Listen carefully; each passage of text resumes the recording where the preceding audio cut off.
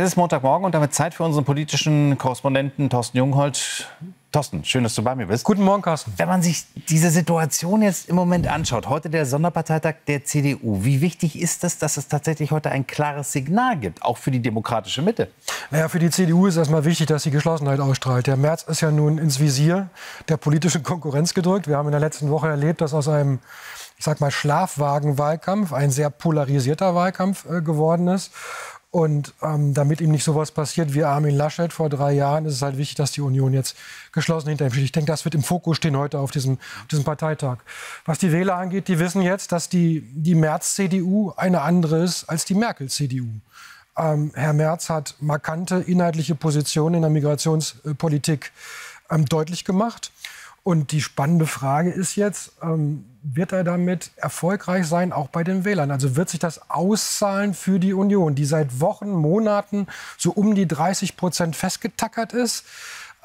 Wird diese Polarisierung ihr nützen oder wird sie ihr schaden? Ich vermag das nicht zu prognostizieren. Am Ende wissen wir das erst am 23. Februar. Polarisierung, das finde ich sehr interessant, weil wir sehen ja jetzt gerade die SPD und die Grünen, die polarisieren ja. Wir sind jetzt fast schon wieder in einem Lagerwahlkampf und es macht es ja auch schwierig, überhaupt nach dem 23. Februar Koalition zu bilden, oder? Also nach dem Wahlkampf werden alle wieder von ihren Bäumen runterkommen müssen und dann wird man sehen, was das dann wirklich für die Verhandlungen bedeutet. Bei SPD und Grünen finde ich es interessant. Also ich lese jetzt schon auf den ganzen Plakaten überall Mitte statt März und so. Also die gehen jetzt voll auf Kontra Friedrich Merz. Was heißt das denn? Das heißt, dass sie inhaltlich den Wählern offenbar nichts anzubieten haben, wovon sie überzeugt sind. Sie gehen jetzt auf Kontra Merz. Kontra Merz, der eine klare Linie in der Migrationspolitik fährt. Die wollen SPD und Grüne offenbar nicht. Das ist für mich die Botschaft. Von daher, auch da bin ich sehr interessant. Nützt denen das oder schadet denen das? Die Demonstrationen haben jetzt mobilisiert. Es sind viele 10.000 Menschen auf die Straße gegangen.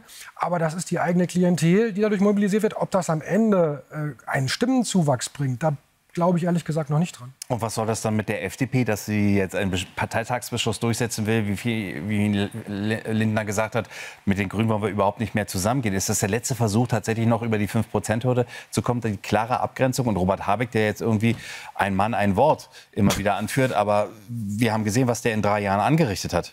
Ja, also Robert Habeck, es ist so ein Gefühlswahlkampf. Ja, auch da gilt, warum kommen die nicht mit Inhalten? Ja? Was wollen sie für die Wirtschaft tun? Was wollen sie für die Migration? Das möchte ich von den Grünen wissen. Aber bei der Migration, wo sie sogar den Flüchtlingsnachzug sollen sie das doch bitte vertreten? Sollen sie bitte sagen, Familiennachzug, ja, wir wollen, dass die Familien nachkommen. Wir wollen, dass die Migration nicht eingedämmt wird. Das ist die Position der Grünen. Trauen sie sich nur nicht zu plakatieren. Ja?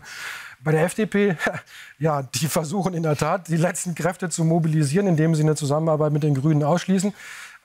FDP hat voll auf Schwarz-Gelb gesetzt. Seit Wochen sagt Christian Lindner, er wünsche sich, dass auch Friedrich Merz für Schwarz-Gelb wirbt.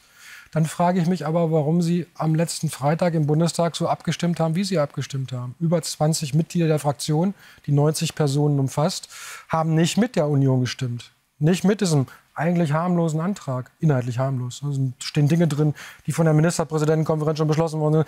Und es gibt Kräfte in der FDP, die da nicht mitgemacht haben. Das heißt, die FDP steht nicht geschlossen hinter Christian Lindner und Wolfgang Kubicki. Ich glaube, das ist eigentlich das größere Problem, was die im Moment haben. Interessant. Ich muss jetzt noch mal auf die SPD kommen und Bundeskanzler Olaf Scholz. Eigentlich müsste der jetzt auch große Politik machen. Fährt heute nach Brüssel zum Beispiel, um mit den anderen Staats- und Regierungschefs über Trump, über die Ukraine-Hilfen, über Europa zu beraten, über die NATO.